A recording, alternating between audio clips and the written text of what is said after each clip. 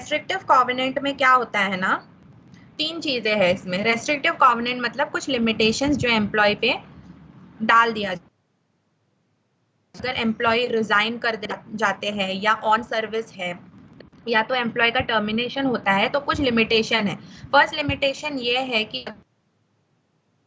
अगर है तो वेंडर, कस्टमर या सप्लायर से उनको कोई भी प्रोफेशनल डीलिंग नहीं रखना है, ठीक है।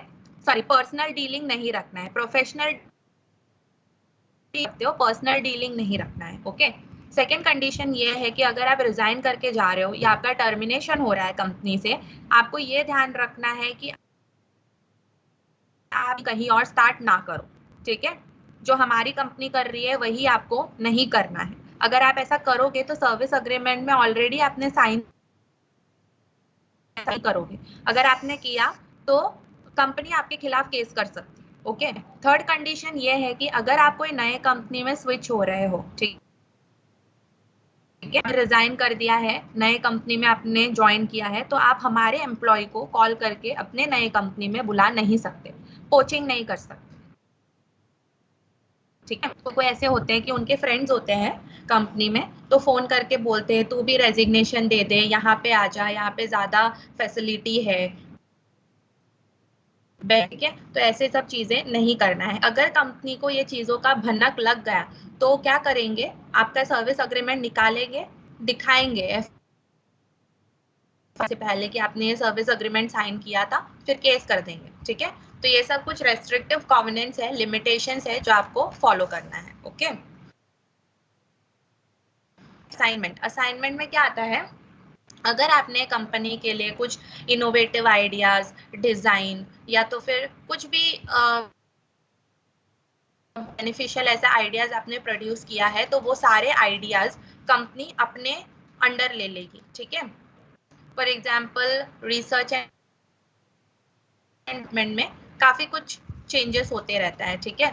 अगर कुछ भी रिसर्च एंड डेवलपमेंट डिपार्टमेंट में नए आइडियाज आए हैं, ठीक है, तो वो कंपनी के अंडर चले जाएगा, ठीक है। उसके लिए कंपनी आपको क्रेडिट देगी, ठीक है, क्रेडिट भी देगी, अगर प्रॉफिट है कुछ तो वो भी देगी। ले आप ये एक्सपेक्ट नहीं कर सकते हो कि आप पेटेंट करवा दो उस आइडिया पे, ठीक है। ओनरशिप नहीं होगा आपका उस आइडिया पे, डायरेक्टली कंपनी ओनरशिप, ठीक है।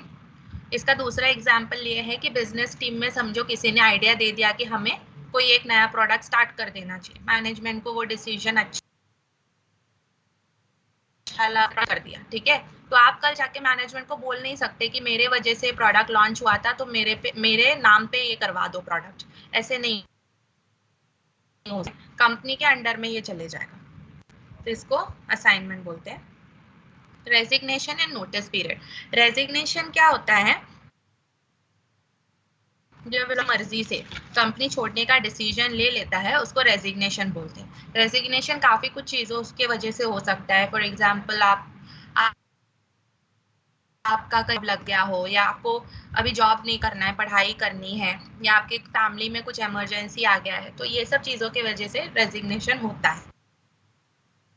एम्प्लॉय जब रिजाइन कर देता है तो कंपनी को कुछ वक्त चाहिए होता है उनका रिप्लेसमेंट ढूंढने के लिए, ठीक है, तो उसको नोटिस पीरियड बोलते हैं। तो हमारे महीने का नोटिस पीरियड है 90 डेज का, ठीक है।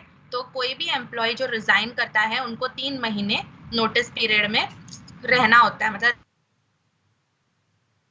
करता है तभी आपको रिलीविंग लेटर, एक्सपीरियंस लेटर और फुल एंड फाइनल सेटलमेंट दिया जाता है, ओके। अभी कोई कोई एम्प्लॉय का बहुत मजबूरी होता है,